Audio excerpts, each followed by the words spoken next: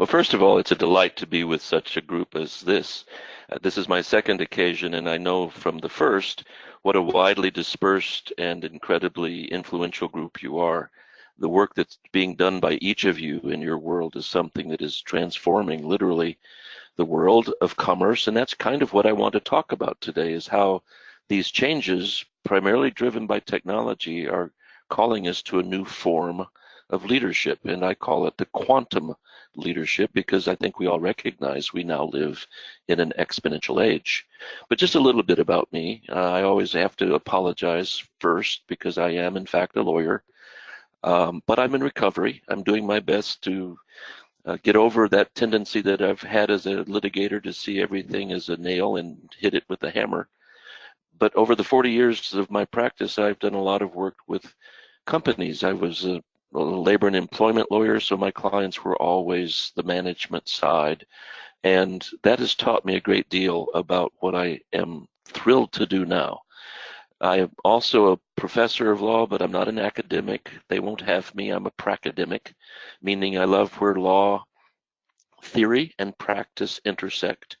And that's what has led me to the entrepreneurial side of the equation, where I've been a founder of two technology companies and am presently bringing technology to the marketplace to help lawyers and clients do the work of law better, faster, cheaper. So I'd like to know a little bit about you. I think there's a poll that we'll be showing, and on that poll, you're going to be asked if you are a contract manager, project manager. I consider them, for the purposes of this poll, the same. Are you a paralegal? Are you a lawyer? Are you legally trained but not licensed to practice? And there are a great many people who have that credential, and then maybe you're something different. So if you could take the time to respond to that poll, Mark will give us your responses. I'm just curious to know who you are. So Mark, do we have responses yet? Yeah, so the results of our poll here. Funny, we have no paralegals and no legally trained but not licensed. So we have 11% lawyer, 11% other, and 79% contract managers or project managers.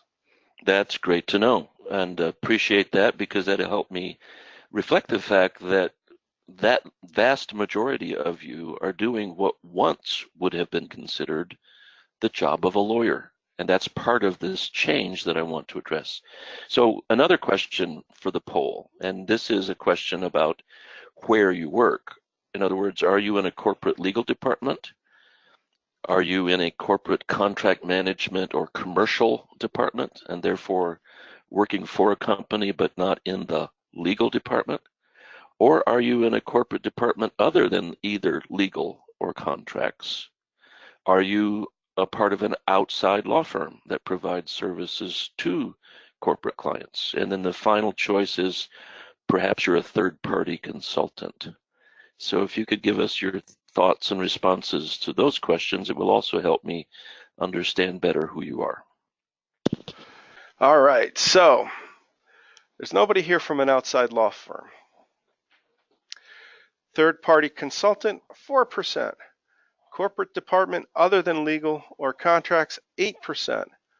Corporate legal department, 13%. So that leaves the bulk at 75% in a corporate contract management or commercial department. That's fascinating, and it's also showing a trend that the first poll demonstrated that will also factor into our conversation. This is the core question for the topic of this particular presentation, and that is how you feel about the pace of change, how rapidly things are changing in your world of work. The first option is I'm comfortable because it's satisfactorily manageable. The second choice is it's difficult, but it's manageable. The third choice is it's unmanageable, but it's acceptable to me. And then the fourth is it's just bewilderingly unmanageable. All right, for this one, see if I can say that. Unmanageable, 4%. Unmanageable but acceptable, 4%. Difficult but manageable, 63%. Comfortable and satisfactorily manageable, 29%. Ooh, that is so fascinating. I love that. So hold on to all of those thoughts and responses because they will factor into what follows. So here's the next question. Probably you've seen this image, and it's an image, if you've seen it before, that reflects the fact that earlier this year, Elon Musk, the founder of Tesla, launched his own sports car into space, and behind the wheel was a mannequin, but dressed as if he were Spaceman. That's the name he's been given. While on the radio on that sports car, with a perpetual battery, we're told, the David Bowie song of the same name is playing. And when Elon Musk was asked about why he did that, and understand he spent $500 million of his own money to do this, his answer was, well, it's silly, I know, but it was fun. So I'm curious as you look at this, and the reality is that this isn't a photoshopped image. This is the result of putting a Tesla sports car into space for a frivolous purpose, according to Elon Musk. Price of $500 million. So, next poll. I'm curious to know your reaction to that. When you see the spaceman in Elon Musk's Tesla, what do you think? First option, I hadn't heard about it before. Second option, I think, well, what a waste of $500 million. Third option is, it excites me to think it's possible. And the fourth is, I wonder how anyone has $500 million to spend on a silly thing done just for fun. So give us your reactions to that. All right, here's the results. I haven't heard of it, 22%. I think, what a waste of 500 million, 22%. How anyone has 500 million to spend on a silly thing for fun, 22%. And 33% say it excites me to think it's possible. So it's pretty widely spread there. That's really fascinating. I'm thrilled because that's going to make our conversation pretty vibrant. This next slide is a phrase, actually a quote, from someone who is also facing a period of unbelievably and unexpected change. And the author of these words, I'll read it just because we're virtual here, says, "We can succeed only in concert. It is not, can any one of us imagine better, but can we all do better? The dogmas of the quiet past are inadequate to the stormy present. The occasion is piled high with difficulty, and we must rise with the occasion. As our case is new, so we must think anew and act anew." You probably wouldn't put that in the words or the mouth of, that was Abraham Lincoln, 1862. The second year of the U.S. Civil War, for those of us here in America, we know that was an incredibly disruptive time, but the Civil War would last for 3 more years before it was ended in ultimate disaster for a nation and for the people in it. But Lincoln had called us to understand as soon as we could that we can't solve this alone, that in the crisis and the chaos of that moment, we had to find ways to solve the problems together. And I would suggest that that's where we have come at a different point in time and for different reasons, but perhaps with an even more compelling purpose. I've been very deeply impacted by this book, The Second Machine Age, written by 2 MIT scientists, both computer scientists, one a researcher, one a professor.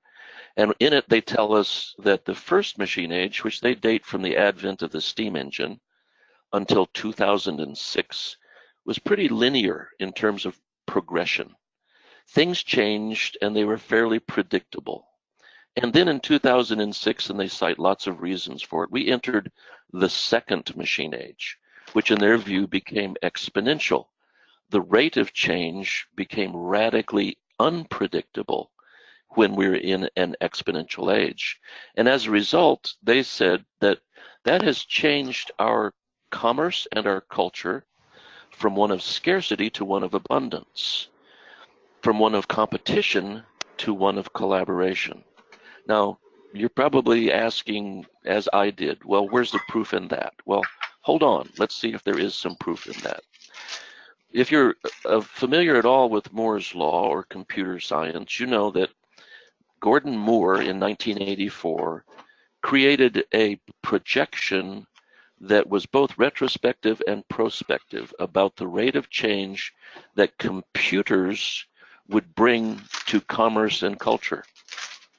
And in that, there are both the antecedents of computers, both machines going all the way back to the early 1900s that were mechanical. But then going forward from our present time, he looked into the future to see the rate that computers would increase the pace of processing of data and decrease cost, and they were inversely proportional.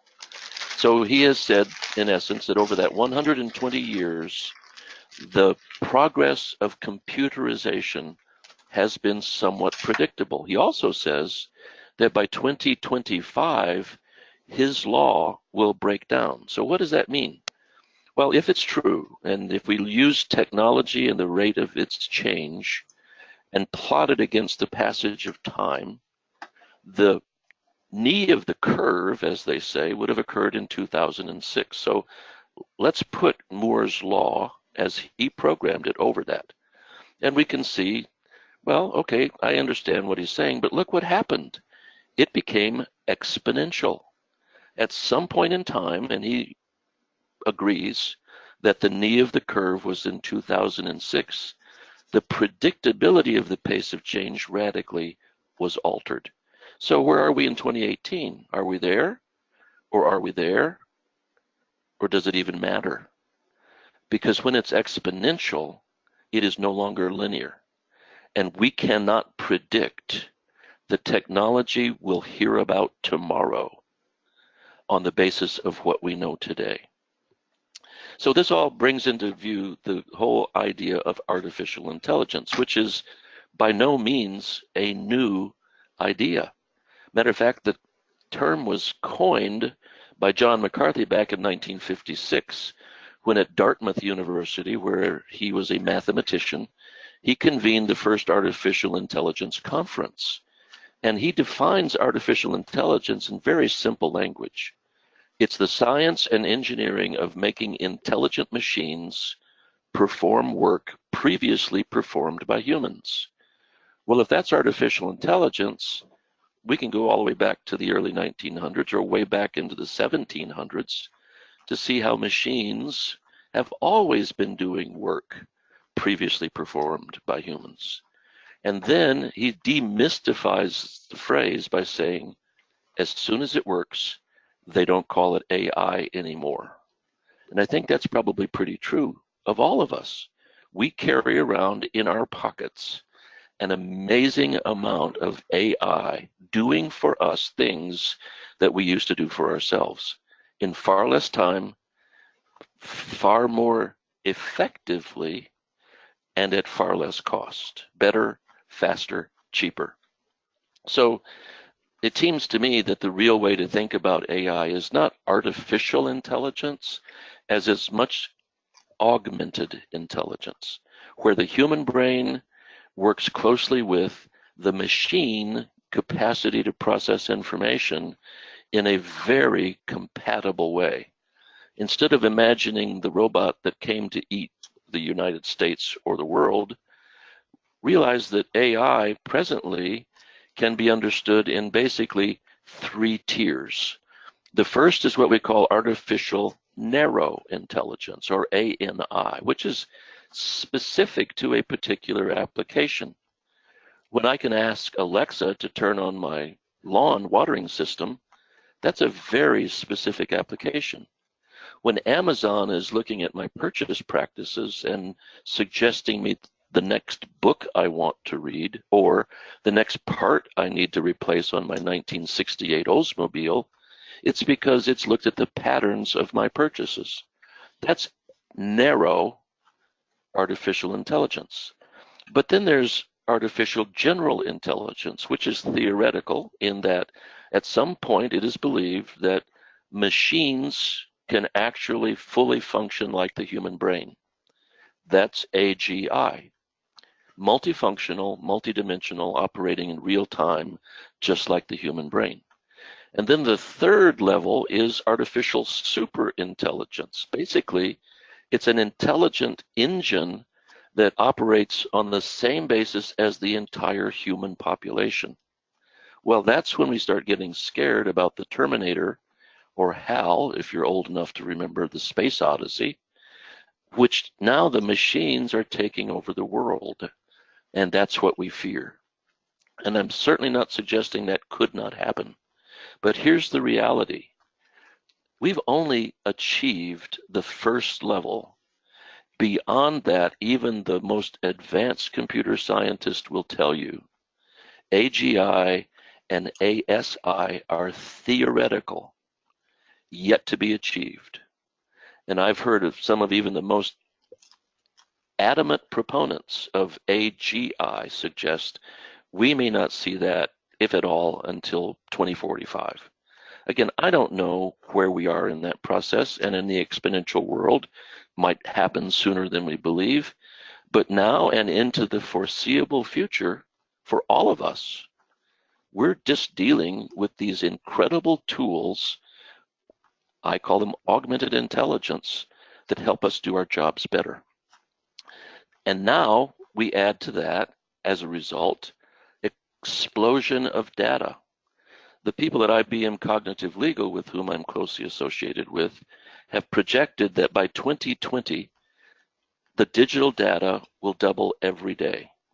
Well, that's far faster than it's doubling today, which is about every 2 years, and exponentially getting faster all the time. But what are we going to do by 2020 when the digital data from all of our devices is twice as big tomorrow than it was today? Well, at some point, the question becomes, how long can binary computing keep up? Binary computing is the way computers that you and I use every day work. It's a system of 0 versus 1. It's a choice between two options. For the processing power of computers to do its work, we only live in a binary world. Quantum computing, however, has long been theoretically achievable, and the question is, what's quantum? Well, some of the quantum physicists have said, and I think they're probably right, if you claim to understand quantum, you don't understand quantum. Well, I'm not a quantum physicist, so I'm not going to pretend to understand the incredible complexity of quantum thought and processing, physics and computing. And the most simple way to describe it from my perspective, and it's incomplete, of course, is think of the yin and the yang that we are familiar with in Asian thought. The yin and the yang of two opposing concepts which coexist at the same point in time, black and white, good and bad, past and future. Anything that is a direct opposite of the other, is there a state of being at which they can coexist? That's the theory behind quantum. And you know who we have to blame it on? Einstein.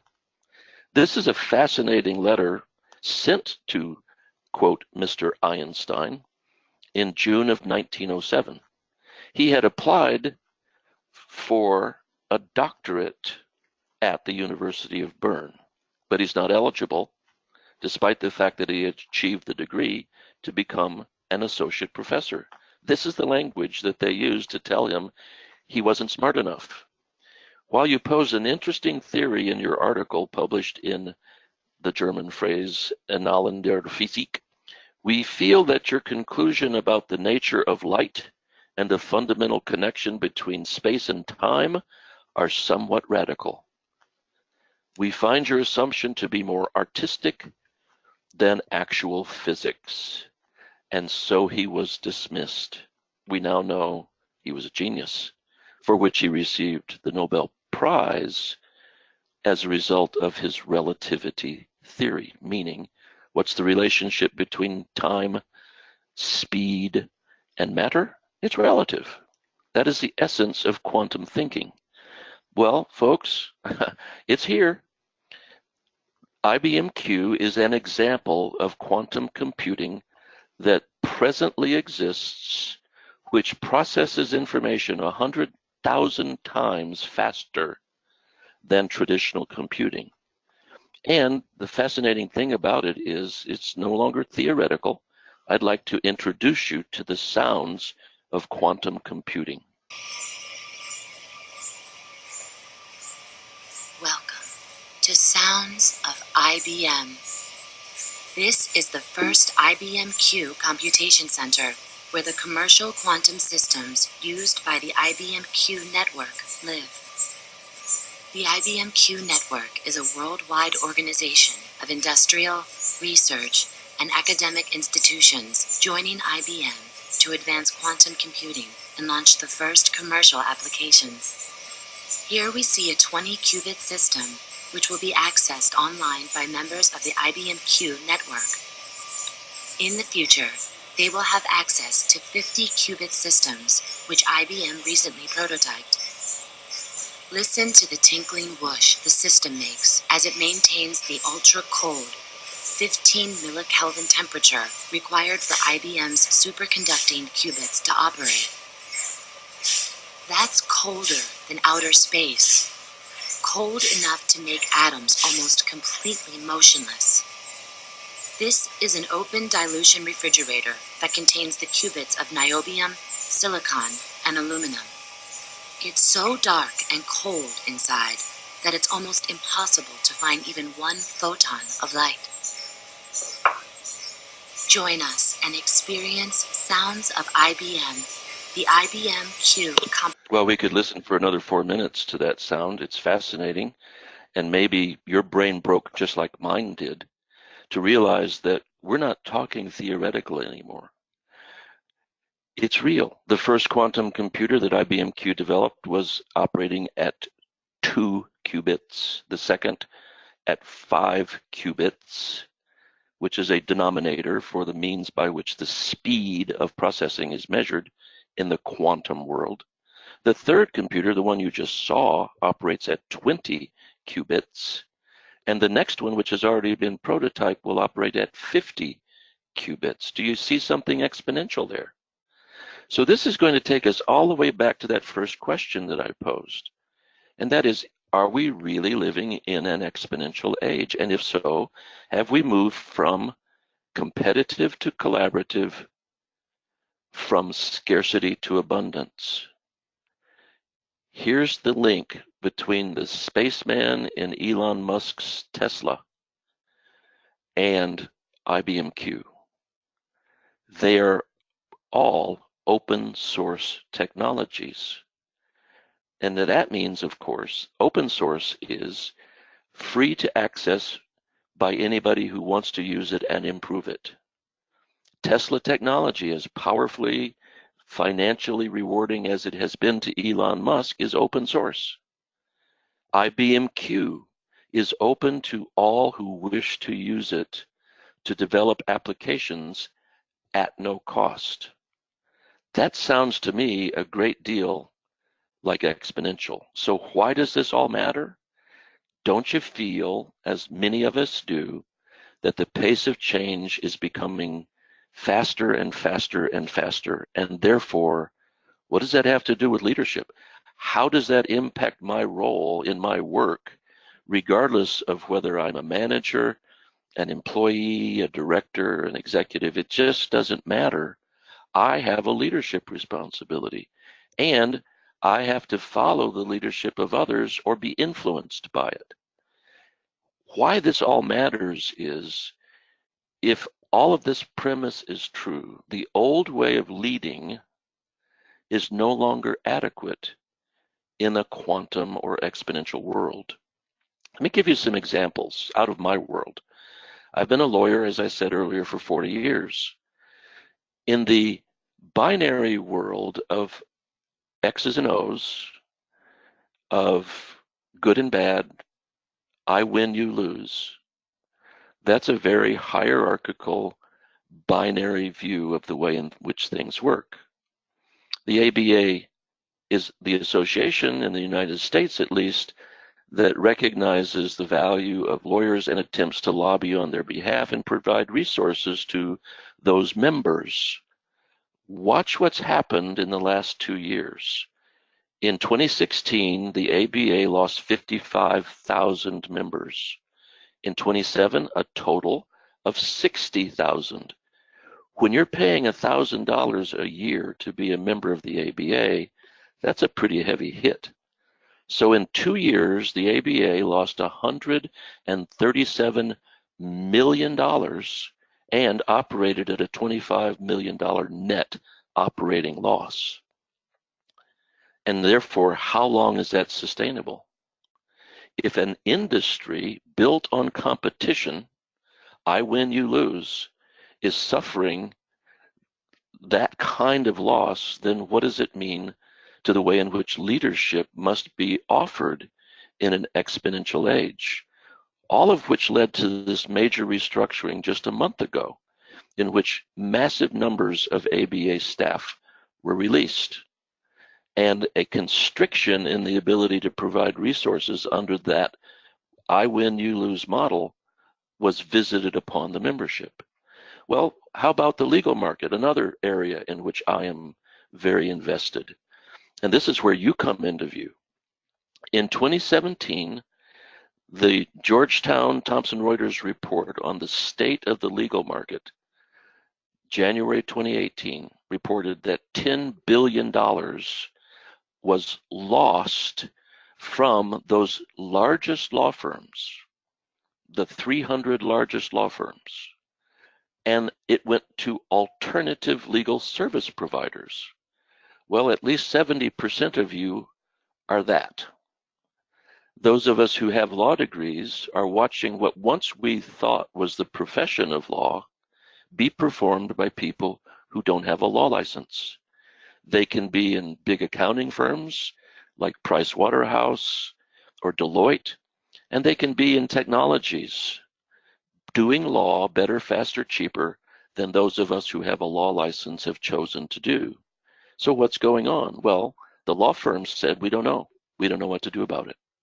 So while at the same time, the following month in February of 2018, despite this massive shift of money spent on outside lawyers, in-house legal departments said for the first time, our number one priority in 2018 is to drive down legal costs and use legal technologies to do that.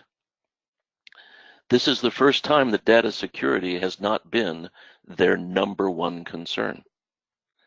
So how are the law firms responding? And this is just last week, another survey by Altman Weil, a legal consulting firm, of the 300 largest law firms, which involve 50 or more lawyers. 50% of those law firm leaders responded. And this is what the trends of those law firm leaders said about the practice of law and the business of law today. 58% are overcapacity is diluting our profitability. 51% our equity partners are not busy enough. 68%, not too far from what you've said, our pace of change is accelerating. Our law firm is not differentiated by value as seen by the client. 94% of them said our law firm needs to talk more proactively about efficiency with our clients, and yet almost 70% of them said our partners resist change. So how are you going to deal with it? Well, in that Georgetown report that I shared with you in January of 2018, another metric based upon not opinions or survey responses, but the actual data that law firms have submitted for analysis, it was pointed out that we all are subject to what is called the heuristics of the way in which we see things, especially when we're under threat. So our mind in economic times of stress or threat is mind blind for the following reasons. These are the heuristics of the way our brains work. We have this notion of a sunk cost fallacy, meaning the more money I spend, the more money I will get back. I can't go beyond the point of no return because I've already lost too much money. Couple that with loss aversion, and it's hard to even understand how the two of those work. But the two of those describe why there is a Las Vegas, Nevada, in which these gigantic buildings and organizational powerhouses of gambling are so economically successful. If I've lost $200 at the crap table, I'm probably willing to spend $2,000 to try to get it back. That's mind blind. And then add to that my sense that I'm actually in control of things. If I've started something, I'm going to complete it. And together, when we see it all the same way, we are basically pluralistically ignorant.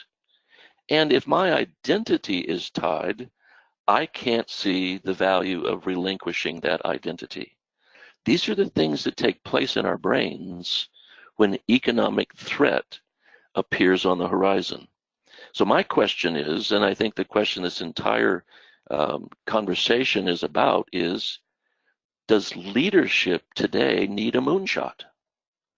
Will the old ways of leading in the competitive era, which led to scarcity, in which mine is mine and I want more of yours too, and I win at your expense, that's the binary world, do those efforts continue to hold sway in an exponential world where even the intellectual property of an IBM or a Tesla is open for all to use and improve?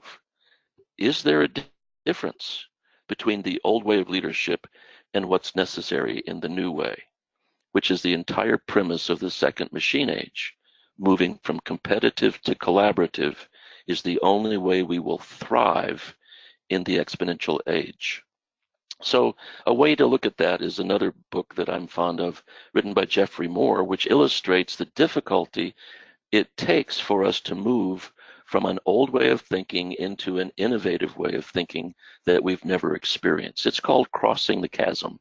And the way he describes it, I think excellently, is that our generational reality is that the population is basically divided into four kinds of people.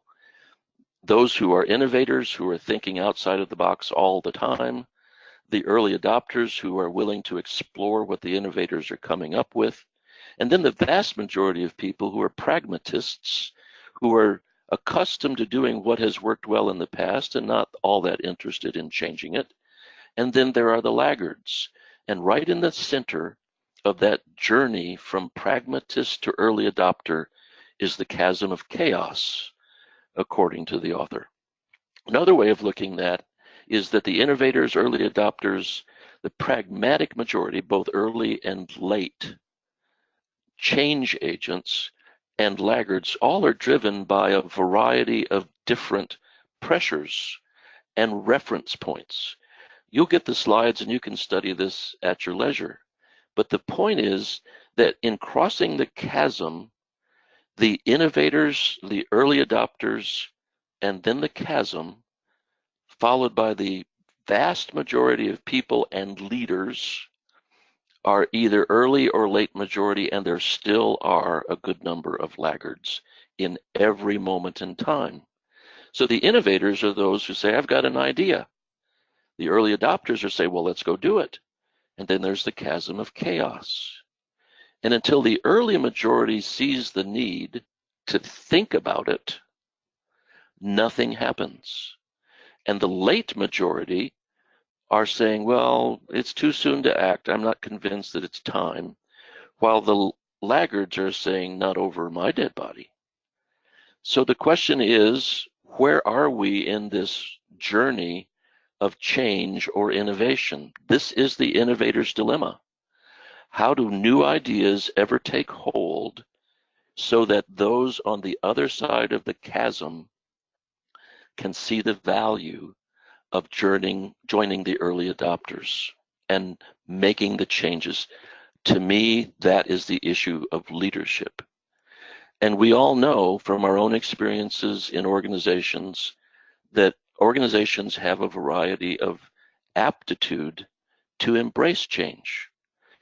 We, in the legal profession, I can point out lawyers today in 2018 that still do not use the computer. Matter of fact, they're proud to say, my secretary, that's the word they use, we would call it my assistant, turns on my computer, prints out my emails, I take them home with me at night, I write my responses, and I bring my email documents back to my assistant so that she can respond to my emails.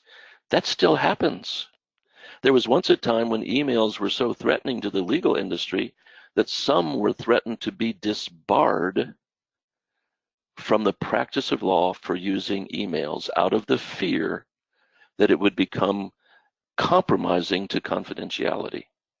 Well, needless to say, that time has passed, but there are still laggards as well as innovators in every age. So here's the next poll. The last poll I want to ask of you to answer the question, and this is anonymous, so nobody knows who you are or from where you come. In your world, in your group with whom you work, answer the poll in terms of, do you think your group is innovative, early adopters, early majority, meaning the pragmatists that are willing to think about crossing the chasm and changing, the late majority, or the laggards? If you'll take the time to respond to that poll, we'll get a sense of how this group views your group's ability to embrace change. That will then lead us into how do we do that. So Mark, when you're ready to share the results, I'd appreciate it. Okay, people are still voting. And as those people are voting, I'll read a comment that came in from Rod. In our business, I can't read today. In our business, healthcare, we do about 90 to 95% of all negotiation without legal support. We typically only use an attorney when the other party has an attorney who insists on us including an attorney, even though they are seldom called upon to actually speak. Well, I think the point that you make, Rod, if I heard the name correctly, is that's the way the vast majority of people view lawyers today, is they are not a help to the process. That's why I'm so passionate about changing the industry in which I serve so that we can put greater value on the service we provide at a price and in a fashion that our clients are prepared to accept because they see value in it. That's a massive change, which is why legal is so slow to change. But great observation. Okay, now back to the poll. Innovator, 4% said they were innovators.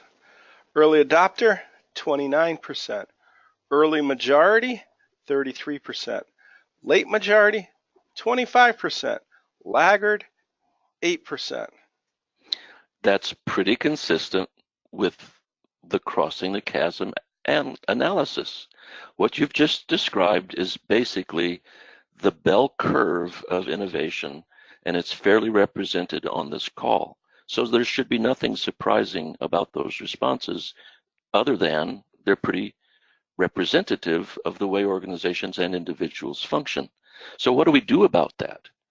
Well, I was asked to speak to the Vanderbilt Medical College a couple of months ago on innovation in healthcare. And I found the book, The Leadership in an Exponential Age, which is really focused on health. And it has the title Quantum Leadership, which is where I began to think more seriously about, well, what about every entity? What about law? What about every industry? Is there a need to bring a new form of leadership? And I think there is, because this is the way the old work of leadership was performed in a very ordered, vertical, stable, and controlled fashion. We would call that hierarchical. Now, hear me when I say hierarchy is necessary and it will always be a part of organizational structure. It has to be. But the fashion or the manner in which that hierarchy is exercised, I think, is radically changing. And why? Because we've gone through this period of postmodern chaos, which has been destabilizing, uncertain, and fast-paced, which has led to a new form of work. Team-based, flat or horizontal, relational, integrated, and I would add multidisciplinary. So the power of collaboration as opposed to command and control is it's far more suited to the fast-paced changes that we're facing in the exponential age. Whereas hierarchical command and control simply won't work. And do you know where I first learned that? From the United States Air Force. Because they had discovered in the first Gulf War that those incredibly complex plans for an invasion were worthless when the first shots were fired. You can't run a flagpole up to Washington, D.C. when things change in combat on the ground. And they reordered the way in which they function into a much more flat, decentralized, relational, and integrated response to the changes of war. Well, if the military, which gave us that command and control model after World War II, can change, I think the rest of us need to learn how to as well. And this is what that means.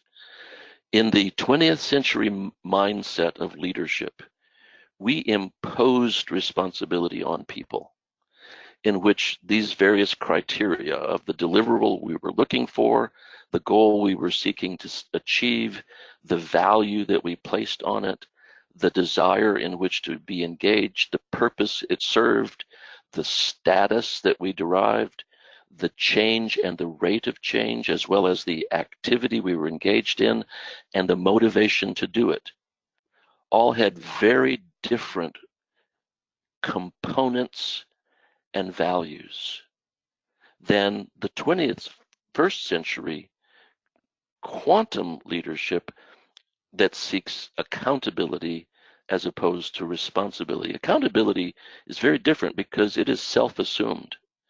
Creating an entity, an organization, and a culture in which people step to the plate because it's what they are encouraged to do is the creation of an accountability culture, where the product, the result, the outcome, the difference, the fit, the role, the sustainable nature, the accomplishments to be achieved are internally driven rather than externally driven. And it's the vast difference between effort and output.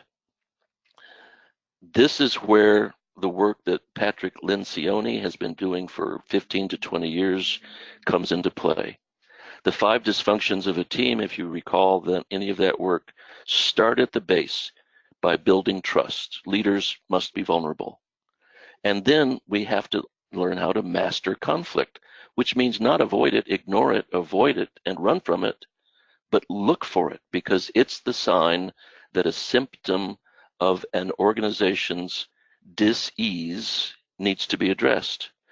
And we achieve commitment by clarity and closing on agreements, which leads to accountability, in which we're most willing as individuals to confront difficult issues.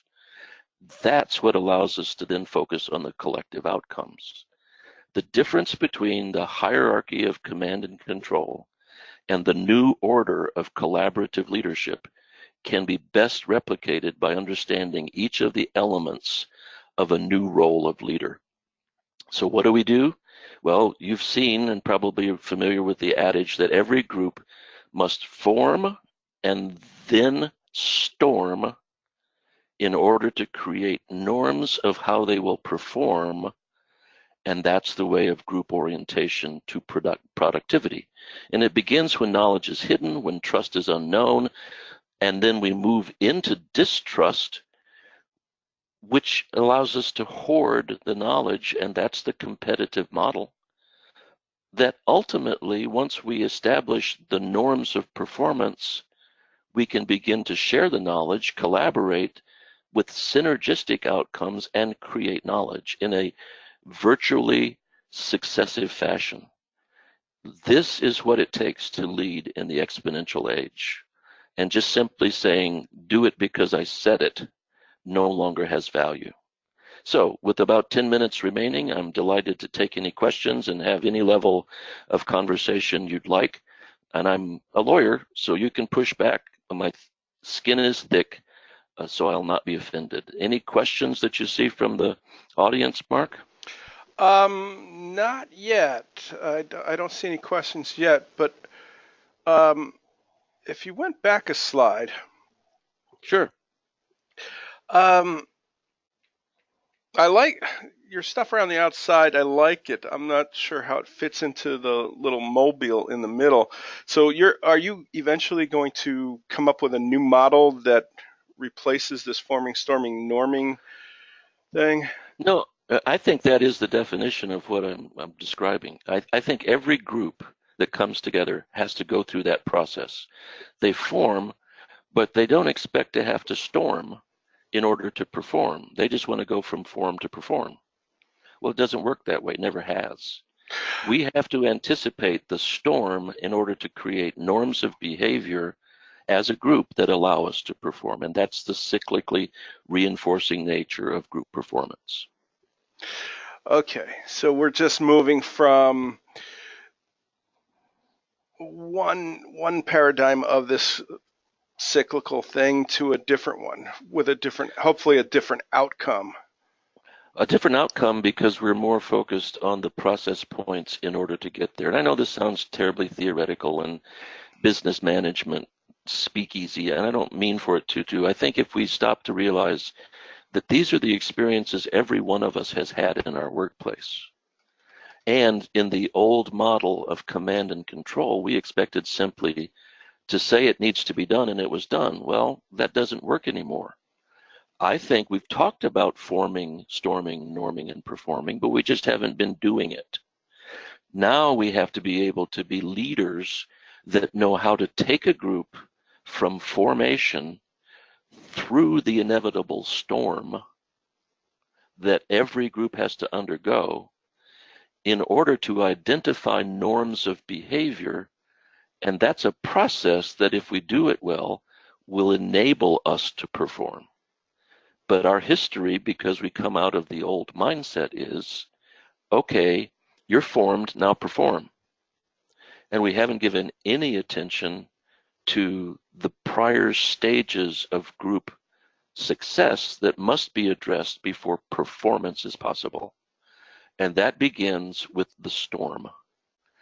Every group has to move through the inevitability of conflict, which around the perimeter of this is where the knowledge lies. We move from knowledge is hidden to I don't trust to I'm going to keep my information, I'm not going to share it, to okay, I'm willing to share it.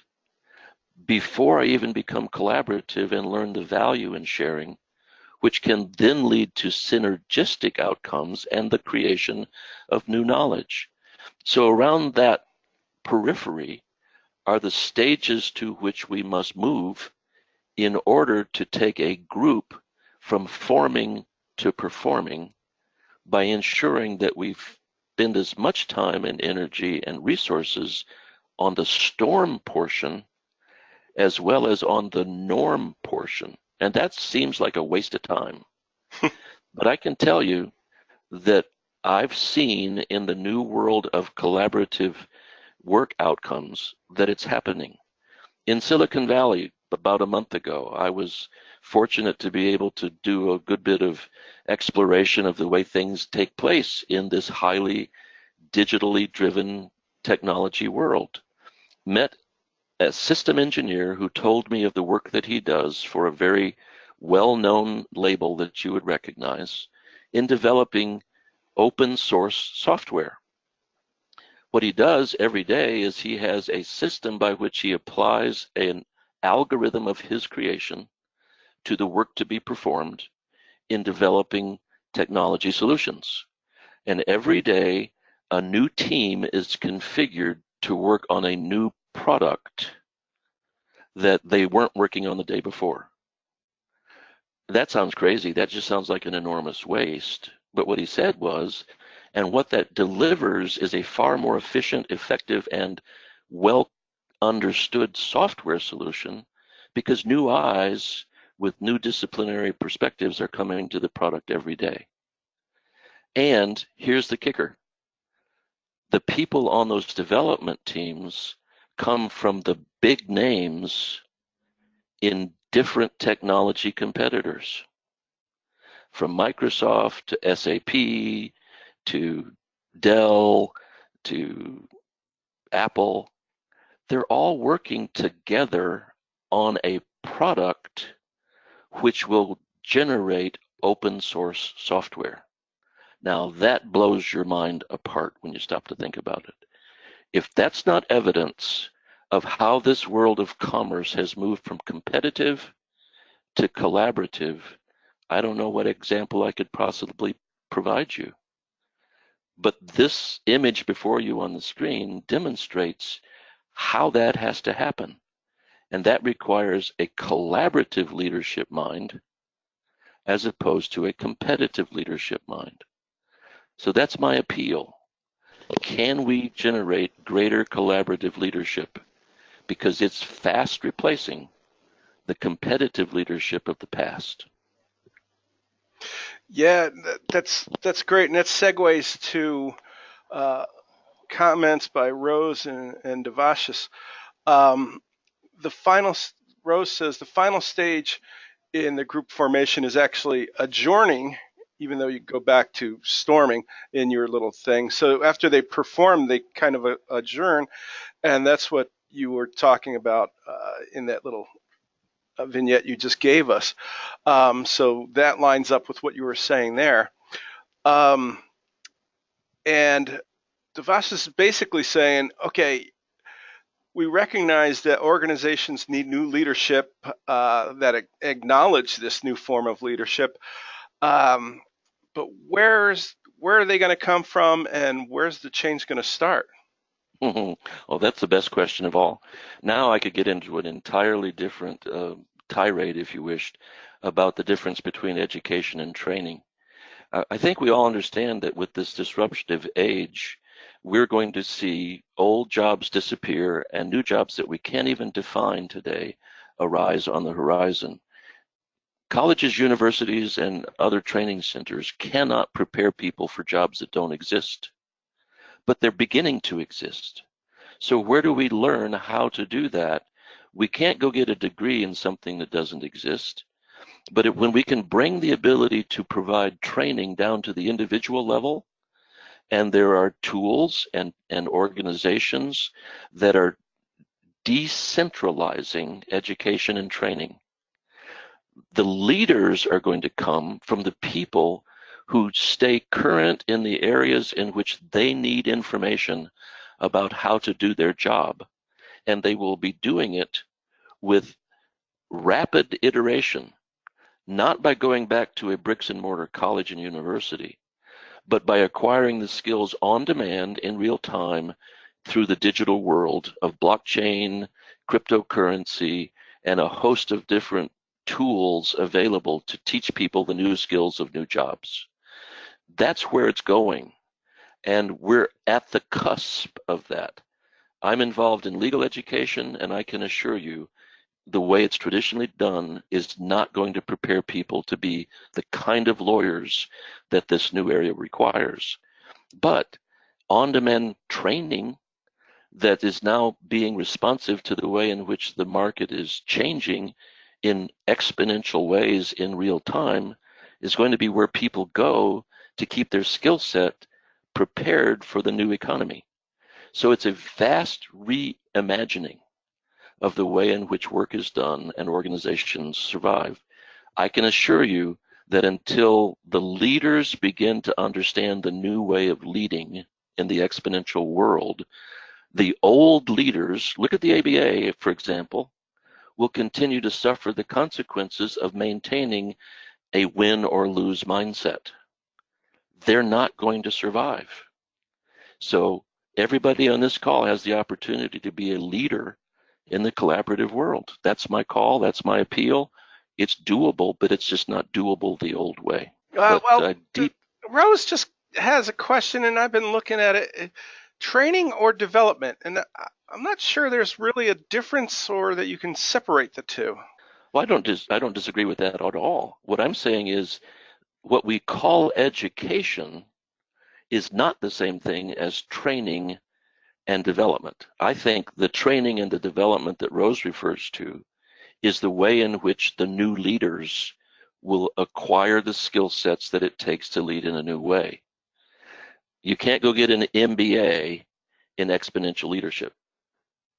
So as a result, we will find those leaders emerging from more training oriented than educationally focused programming. I agree with Rose. I think we've basically hit the top of the hour here. So Larry, great discussion. Thanks for it. I got a lot to think about. I'm sure everybody else on the call does too. So thank you. Well, reach out. I'm happy to have that conversation with anyone. I deeply appreciate the opportunity to share. Thank you, Mark. Thank you all. All right. Thanks. Have a great day, Bye-bye. everybody.